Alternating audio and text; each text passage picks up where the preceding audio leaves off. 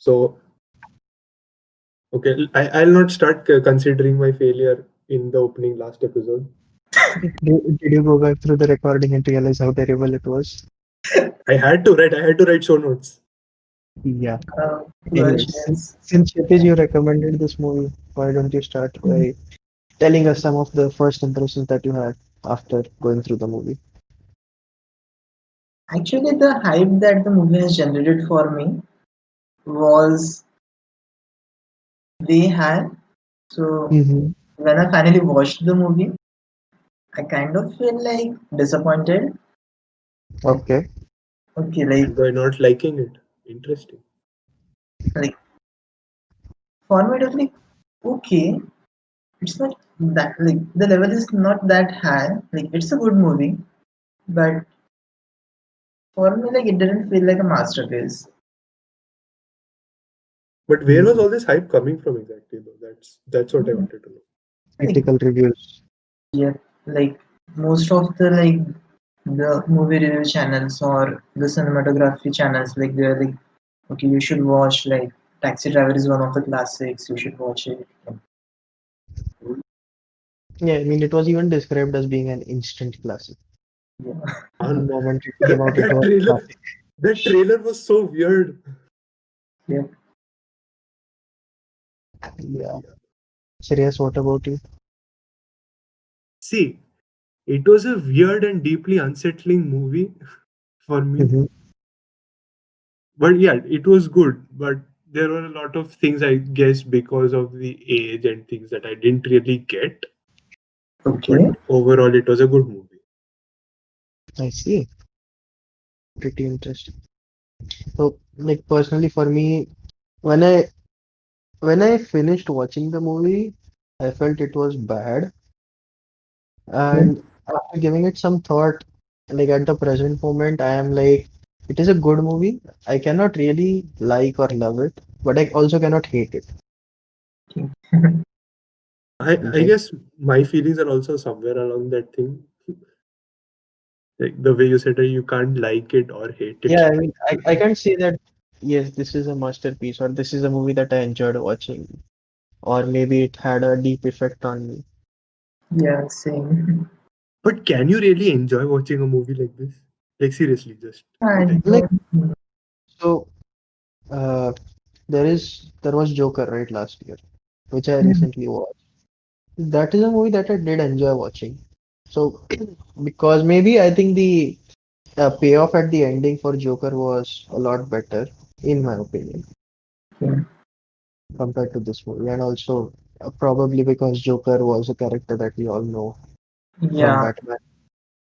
that's actually a very nice parallel. Yeah, so you can enjoy movies like this. Yes, I will agree with you on that. Yeah, I mean, but then I think it was partly because of Heath Ledger's legendary Joker in Nolan's trilogy. So that sets the tone, right? What you want from Joker. And then, I'm sorry, I forgot the name of this actor. Uh, Jacqueline Phoenix. yeah, Jack Hill, Phoenix. So he did deliver on those expectations. Compared to what was the previous one? The one with the green hair? Heath Jared Ledger. Leto. Ah, Sorry, Jared. Jared Jared. Leto. Yeah, I didn't really like his Joker. No one liked it. I don't know. I have heard decent things about it, but yeah, that's That's another podcast episode. that is another podcast episode. Analyzing Joker. Analyzing Joker. Will it also impact us the same way it has impacted the actors? We shall find out. We shall find Yeah. out. Anyways, Satish, you were also mentioning that you wanted to talk about the ending. So should we start with the ending? Yes, eat Okay. dessert first. Yeah. So like so there's a huge divide between like fans like if the ending is real, like the like did Trevor finally survive the shootout or Whether it was a dream sequence. yeah, So there was an AMA with uh, who was the writer? Schrader. Paul Schrader, Yeah, and he said that it was real. At least they intended it to be real, yeah, but he also agreed that all good movies can have ambiguous endings or multiple ways to interpret Interpretations. it. Yes, multiple interpretations. I want you like, what do you guys think? Like, Oh, what do you guys think? yeah, Like personally, I would want that to be a dream sequence. Like I think that really ties up the movie, in my opinion. But also I understand that if the ending was the real thing, right? That could also mm, act like a good social commentary on real life, right? Like where people can get immortalized for things that they didn't really intend to do and yeah, actually intended very harm. So that's like a good commentary on current social things. But personally, I would have preferred the dream that's sequence. one. So you would have wanted him to die. I wouldn't have, like, see, it's not that I wanted him to die, but I would have liked the way that, like, the message that that ending conveyed, right? Mhm. Okay, not the message also, but Everybody loves tragedy, basically. eh, eh, I don't know. So this is actual very good video, right? Like by What Culture. Did you guys watch it? No, I Mm, don't know. no, I take that as a no. So like you just watch that, right? The way he describes it, like what he feels, actually that like to be fair, right? I didn't understand the ending at first. Like what happened? What is this? So I had to watch some videos and get into all this controversy. And the thing that the What Culture guys said really, like I really liked that. But I can understand why the other thing is also very popular. No, so for me, I think the ending is realistic, mainly because of, but maybe not exactly the way they have described it. mm, So he may not have been glorified to such an extent or something like that. yeah, Because, like, a particular point that stands out to me is the part where he drops his ex-girlfriend off. yeah, So Hmm. if it was a dream sequence, then he probably would have hoped for her to invite him or maybe want to be his girlfriend again. yeah, But it shows a very different scene, right? It mm, shows her like she's not disgusted at him, but at the same time she's not like, oh yeah, be my boyfriend. No, no. So like, what the What Culture one specifically mentions, right? So the video, the way he goes about explaining it is that after he drops it, right? So essentially, the entire thing, the guy is a little ambiguous and like things are happening, and then suddenly at the end, when he drops the girl off, and then when he's driving, he suddenly looks into the mirror and gets all that jumpy and that manic expression comes back into his eyes, right? yeah. Hmm. So what the person says specifically is that it's at that moment. Uh, uh, The time bomb what's starts basically. I don't what time bomb? Like, means he had an episode of like a what episode of No, no, Violence, no, like, not the time bomb. So not the time bomb does not start. But then the person. So this dream sequence happens after he's like when he's bleeding out. That is what he mentioned. oh, So okay, it's at that moment he realizes what he has done and what is going to happen, and that he's essentially going to die. And that's when the realization kicks in. how, And so he's terrified. Not terrified, right? He just realized what he's done and things like that. So it's oh, like after he mm, starts bleeding out, he loses consciousness and then has this dream sequence where he meets up, he's glorified, he's remembered, right? So like, and then he has the girl of his dreams comes back and starts paying attention to him, and then he suddenly realizes, oh shit, this is the reality and I'm going to die. No, so So it's not, I don't think so. Like, I don't agree with that because, like, first, she's not really come back into her life, into his life, his ex-girlfriend. And secondly, when he's bleeding out on that sofa and the police come in, there is that scene, right? He puts a fake, like, the finger gun to his head yeah, and he shoots off. And hmm. at that point, his expression is very calm and peaceful. It's like I am satisfied with what has happened here, and I Yeah, think it feels like he knows what has happened.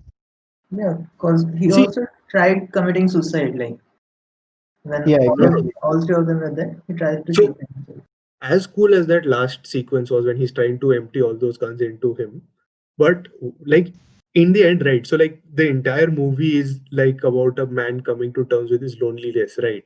So in his final moments, what is wrong with him wishing that he survives this ordeal and becomes immortalized? And as he draws his final breath, he gets a glimpse of what could have been, right? And that very thought, like something like that very thought really is like I think it's a very romantic way of think ending the movie, in my opinion.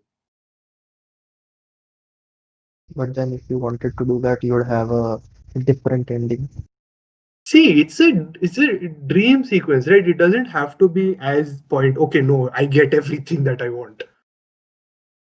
Like, what Uh, is the point of dreams if you're not doing that?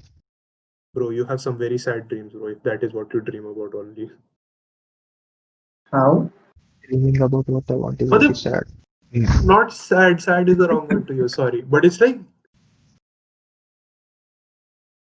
well, I think let's move on. In view of current time limits imposed on that we have self-imposed, let us move on from this topic.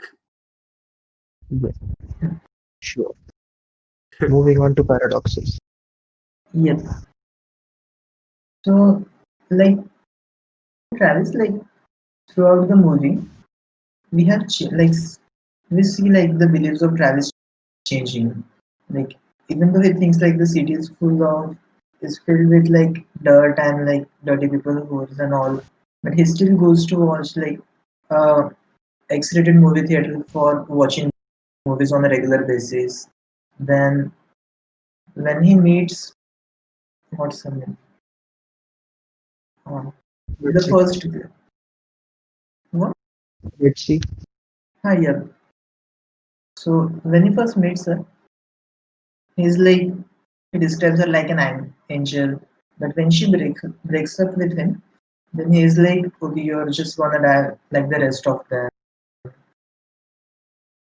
So like Travis himself doesn't know that like he is also bad or he is in the what is it dirt that he himself despises.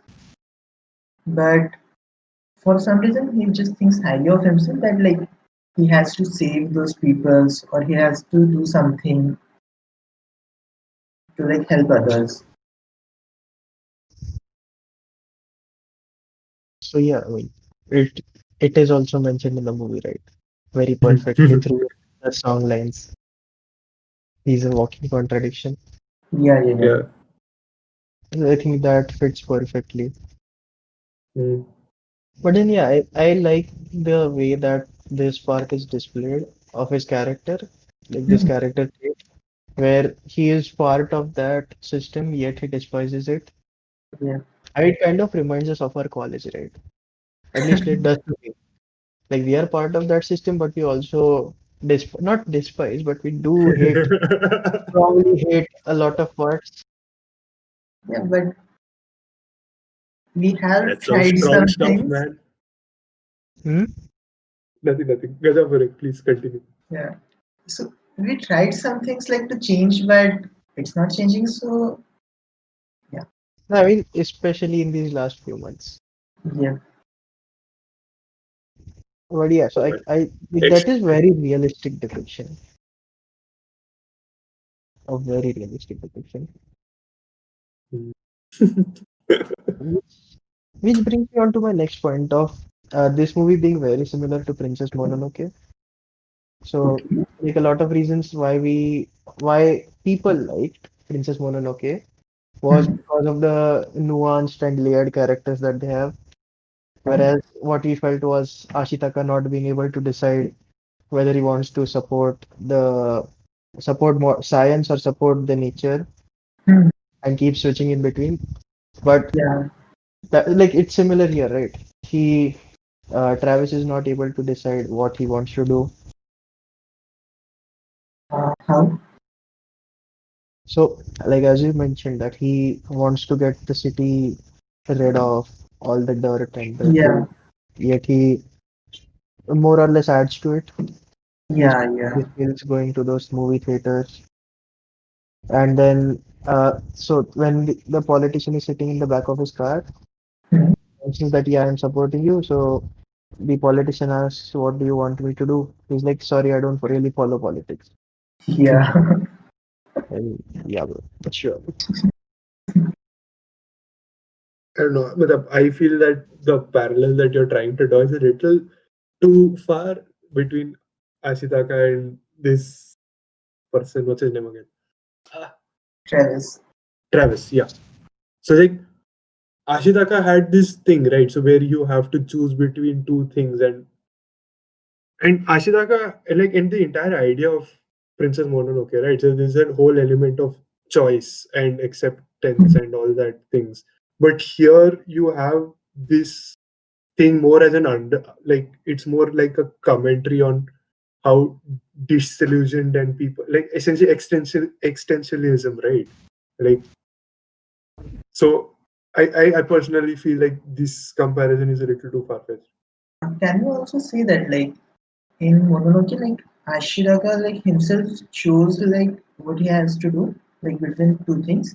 Mhm. And here like Travis was more like influenced by the society because initially he wanted the politician to clean up the dirt, but when he met with the guy whose wife was having an affair, then Yeah. sort of the idea came to him like that okay, that he has to do it. Speaking of that scene, did you guys know that that was actually Martin Scorsese?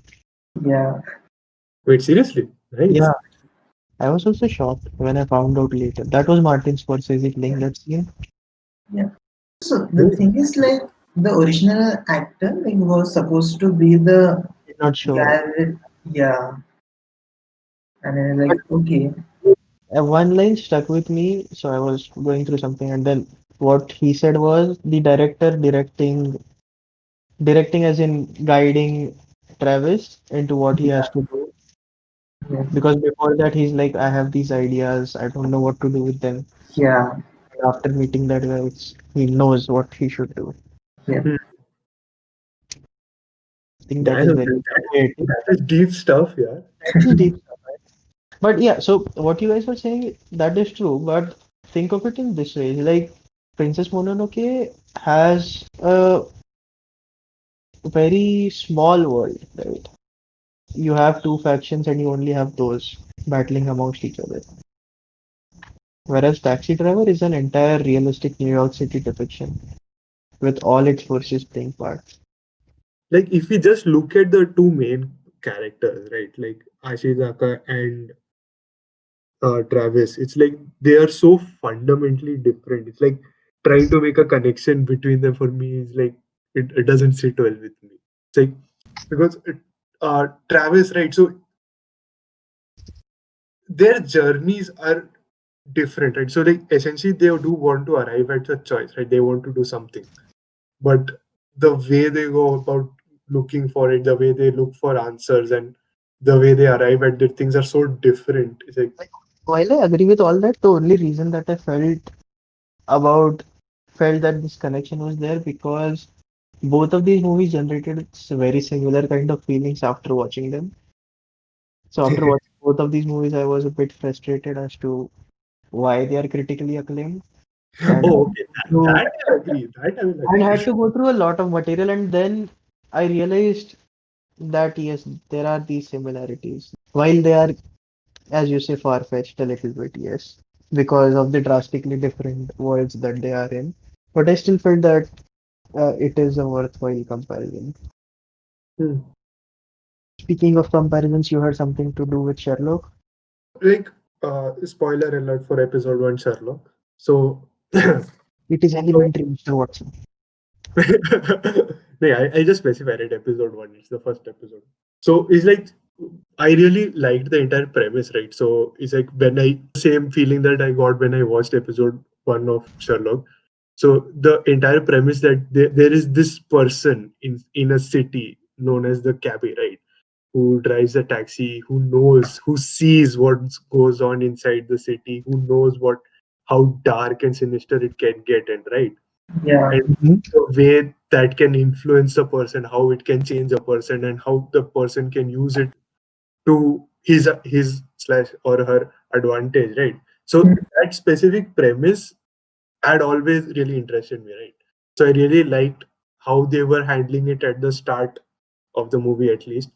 So they had Travis being influenced by all of these things, like due to his job and things like that. He's meeting new people, he's seeing different things, his opinions is being shaped by what the things that he sees, right? But then towards the end of the movie, that gets forgotten. So I'm like, okay. But yeah, so this is something that I really liked about these two things. Yeah, like I agree with that. And there's also the episode in Sherlock focusing on the cab driver. Hmm, hmm, hmm, hmm. That one also resonates well. Yeah.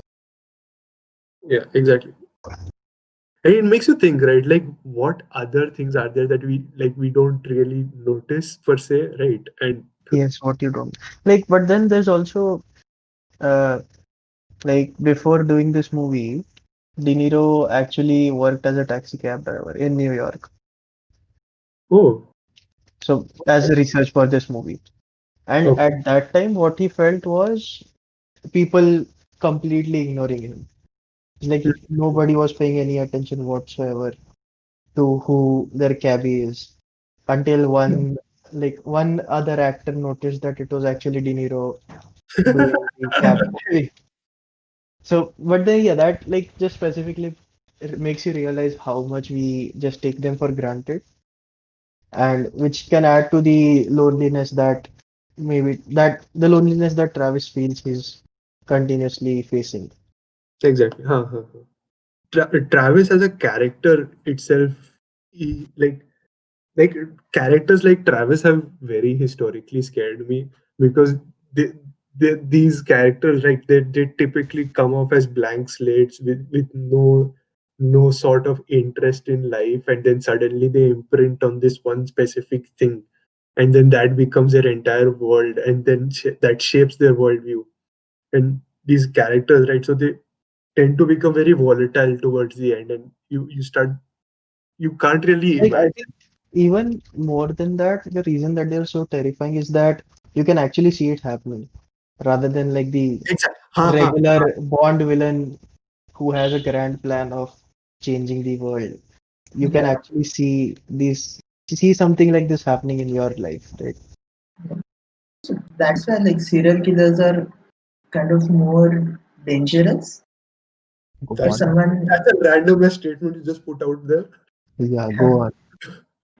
like if someone is randomly killing like anyone who is coming across, then Hmm. you don't actually have like any means to like find out like why someone is killing or who will be the next target, and then the tension in the society is highly increased. And as compared to if a villain like a Bond villain who is systematically doing things, then the tension is not there. Like, even though the stakes are higher. Like I think it'll be a bit other way around. So it's like if you have someone who is doing serial killings for random, it will be less tense than someone who is has a clear motive. Okay. Because then you might think, oh, maybe I did this, so now I am the next target. Kshitij, what he's saying, right? Even serial killers have a specific IP, right? So May Some have. don't, not always. may have. My bad. But then the ones that are most notorious and the ones that are like really feared, right? Hmm. So They it's have. like to generate fear, they have to have this specific aura around them, right? So they have to have something that the newspaper, the media can play on to. And if it's just randomly happening, like what are you going to say? Like this is happening, not to detract from the seriousness of the situation, by the way. No, it's not like that, but I mean, yes, what Shreyas said, Hmm. and because if you have a motive, you follow a pattern, then people can, go for a stretch and fit themselves into the pattern, and that would scare them more. But Ha ha. that would also relieve some other people's now. Like you are seeing a Kshitij, definite pattern. Kshitij. So And also, it's also like this, right? People will, it's like a human psychology where people will try to fit the mold. exactly. The no is like nocebo effect. Okay, nice nocebo effect. So it's like, okay, like if we take that one specific thing, right? So if there is a serial killer who is targeting, say, women, like women in their 30s with a specific figure and all that stuff, almost every women is going to feel threatened by him or her. Only the Yeah. women who are in 30s with the Or if specific you're features are 25, gonna feel. if you're 25, then you might go on and force yourself like, yeah, I'm very close to 30. He might mistake me for being 30 and then kill me. But see, you have like all of the men's or children's, they won't care like if there's a serial killer. And then you have a serial killer who is just randomly killing anyone. So then even those people would be scared. Yeah, so you have more Kshitij, position to be Kshitij, scared. imagine, so now you are the man or a man or the child with a person you know, a family member who exactly fits the killer's IP. It's not just the threat on your life, right? It is also the threat on the people you know, the people you love, that spreads this kind of fear. But there's no threat on my life. So I just have to Bro, care about bro, others. bro. Wait, which would also happen like when the person is randomly killing, but then I would also be scared for my life as well. Can't. I don't have anything to say here. Exactly same Let's here. just move on from this Yeah, Time yeah, argument limit, about time constraints. which serial killers are more scary. yeah, Let's not let's not solve that question right now. yeah. Okay. So coming back to the point that Rathi, that you made, right? So like the relatability aspect of things, right? So Yeah, what happens with such characters, right? So you actually see them go through these motions, right? You see them having being almost a blank slate, like in the case of Travis. Says, right, he has no taste in music, he has no things in politics, and then when we see him imprint on Betsy and the fits of rage that he has afterwards, right? So we see that transition happening, and the movies makes it believable. So that yeah, so I agree with you, right. So like the movie makes it seems very realistic, and that's what makes it scary. yeah. And then so I was also going through this interview with Schrader and Scorsese. And there is this point that they mentioned. So like in the start of this movie, you have pretty much no idea whatsoever as to how Travis became the way he currently is, right? Like you don't know till the very end, like even after the end. So you don't know through. You are basically given Travis as he currently is, and all you know is that he served in the war. Yeah. So they were comparing it to a different movie called In Cold Blood, and there you are given the entire backstory of how the main character became how he was. Oh, okay. But like what stuck with me was this very sentence was uh, like they tell you all about Perry Smith's background, Perry Smith being the character in the other movie, how he developed his problems, and immediately it becomes less interesting because his problems aren't your problems, but his symptoms are your symptoms. That's deep. Uh, and it sticks with you, right? You actually go back and think about various movies that you've seen whose characters had an impact on you, and then you realize it was because of the character traits that were relatable, not how the character got there, unless the character story follows a very similar story to your life, which is rare. But I think that like this aspect of the movie makes it even more stronger because like you can let your imagination run wild and basically have like you can have Travis become how he is today through any means possible, which will mimic your real life. Yeah. And on the topic of imagination, I'll segue into my topic of childhood dreams. So so what I actually meant by this thing was, like, we have, like, I don't know about we, I used to have all these dreams when I was a, not even dreams, like these normal flights of fantasy where you feel that you are the superhero, and then you go all badass, whipping out two pistols and then shooting up the bad guys and protecting the people you love, right? Mhm. So, so like I have to ask you, did you have such fantasies? Yeah. Everybody does. Thank Yes. you, thank you. So, so like this movie, right? So it actually portrays these kind of childhood fantasies in a very disturbing light, right? So like, what would happen if you actually followed through with things like this? No, it's not the quote unquote superhero portrayal, right? It's it's more of a vigilante type of portrayal. No, no, no. Okay, So yeah. like Batman compared to Superman or Iron Man. No, so definitely not like when we say, right, like, so we definitely have times when you fantasize things like I'm Batman and things like that. So, but then there are also these other times, right, where you imagine yourself all badass with a gun and jumping in slow motion and shooting all the bad guys and things like that happen in Total Overdose. So like this specific movie, you have all these scenes, right? So he's playing around with his guns, imitating all these cool actions, going through all these scenarios. You Oh, you're talking to talking me? about me. Oh, you're talking about me. So there's nobody You else, and talking to those me? specific scenes, like they stand out because they are things that you have done a lot of times, and then suddenly he whips out a very real looking gun, and it shows you like these fantasies are not really fantasies anymore, and there's this person who's trying to carry out the things that you have thought about, and then when he does go through it, it is disturbing in a sense. Like, okay, firstly, congratulations, Shreyas, for butchering up a classic line. Oh, okay.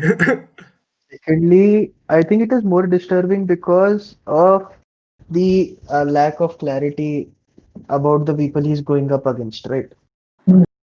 Like if he were going up against, say, bank robbers or serial killers or someone who is viewed as the enemy of the state or of the general population by most others, then you would be very accepting about his behaviors and actions. He's like, yeah, he's killing a serial killer, that's fine. It's better for the society anyways. But here, I think like it's because you're not like the villains, quote unquote villains, are very ambiguous, and you're not sure if they are villains for you or not. That is Yeah. what makes it terrifying and disturbing. Again, right, so like this is one reason why it made Yeah, this so entire this thing ambiguity was not a part of my childhood dream. My Same. not childhood dream were crystal clear about who not the the bad guys were. See. I am saying that this specific aspect where they try to play on childhood dreams is something that made it extra disturbing from me. The ambiguity, yes, definitely, I'll agree with you. That also adds to the disturbingness of the movie. But this one specific thing really stuck me, right? Of the time that personally had spent in front of the mirror going James Bond style. It hit disturbingly close to home. Hmm. Home seems to be a different place for Shreyas. Hey, it's a place where I'm safe, right? Are you now? That I am doubting after this movie. But all said and done, right? But there are a lot of aspects of the movie that aren't really that clear. So like there are all these conversations that are happening and all these scenes where they show which hint at some sort of a deeper meaning which I just couldn't comprehend, which ties Yeah, into what that is true, and yeah, that is what made the movie like a little bit of a frustrating experience for me exactly. when I first watched it. Because like, and then in case of Joker, there is this grand payoff that you have towards the end, which somewhat justifies the weirdness that is going on throughout. But Yeah. here, it's not there. I mean, he goes to shoot the presidential candidate and then just runs away. Yeah. And that happens, I think, what, in the last 20 minutes or something. So that is like this, you have this great grand build up. And I think the ending was a bit of a letdown for me. Even the actual ending, because it was not very uh, I don't know, rewarding. It's the like, yeah, critics he what? the critics would say it was a realistic ending. It was a realistic ending, and I mean, yeah, I'm trying to remind myself that yes, this is a very realistic movie, but it's like, come on, give me something grand. You had all this build up. You have four guns. You Yeah. have a fancy schmancy mechanism to bring a gun out from under your sleeves, and Yeah. all you do is this. But anyways, Kshitij, I think you mentioned something about short composition. No, it was Shreyas. Short compositioning was my point. Oh, So, Yeah. surprisingly, Yeah. okay, see, surprisingly serious. Go on. we have 8 episodes with the fanboy, right? We Yeah. start looking at things like Yes, yes, there is some inductive effect. that. So, like the short compositioning is the term that I'm using because I don't know what's actually there. So, the things that I wanted to capture, they're very interesting aspects. The way the camera captures the scene. So, like, there's this one time when he's trying to call Betsy for the first time, right after she's dumped him. So the camera initially focuses on him, and but before he has finished talking, Yes, it that moves is a on very to. different scene. You need not go into the details. Okay, so it'll be out there on the video right now. So Hopefully. so hopefully. So and then they start focusing on the driveway. So like things, they're very small things like that which really stood out for me. But And like my question is, did they stand out to you in the first watching, or did they stand out to you after you read about it? no, this I definitely, thanks to Gajapur, I noticed it in my first watching itself. Oh, Okay, like that did not happen for me particularly. yeah. For me as So well. like I don't know, Yeah, like a I lot am of people have fanboy. said a lot of people have said that they can relate very much to Travis, but I think just that lack of relatability is why I guess we missed out on those. Like, while I did say it before we started recording that I couldn't relate, the more we went into the podcast, You realize I you're was relating more and more. uh, dangerously so. Oh, moral of the story, Shreyas, stay away from Shreyas. No, I'm a very meek person, right? So was Travis. Yeah. He was a marine. So That changes things. Let me you have that never moment. know. Don't Maybe you are don't holding your discuss hand. don't discuss this anymore. Please Shreyas, have me. Maybe you are silence holding before your the hand on storm. a gas stove at your home during the quarantine. Who knows? Yeah, you are just taking out the frustration on the walls or something like that. Come on, I have anime for that. Your Oh, laptop is bro. falling to pieces. That is a, I guess, an indication for something. Damn, that hit close. Hmm. Stop. Stop. Please move on to another topic. Yes. Now that Sirius is Another. all confused, let us talk about the confusion that is there in the movie. Hmm? That was a nice segue. But yeah, I like there was a visible confusion in what he's trying to do, right? He's not very sure whether he Yeah. wants to kill the guys he wants to kill or not. And like it does add to a lot of frustration for me when I was watching the movie. But like if you reflect back on it afterwards, I think it makes the character more realistic, like a lot more Yeah. realistic. Yeah. And just random things happen because of some random things. That and also like it's not spoon fed to you, right? Everything. Yeah. Some things are left on the scene and you are there. Like it's your job to interpret it. The Hmm. director is not handing it out to you. Like this is what happens. No, not happening. And also like confused nature of the woman. So the director, I think Scorsese has mentioned that this is a feminist film. Okay. Like it reflects feminism. And the reason was about because of the two female characters that you have. Yeah. I don't know. What are your thoughts on those? That? Like for Betsy, I can think like she was leading the candidate's office and all, and the campaign as well. Mm-hmm. But for the other girl, Iris. yeah, it is. I don't think so. Like, this can be like that she is interpreting her life in a different way. That she is thinking like, okay, that she is independent and is better than how she was with her family.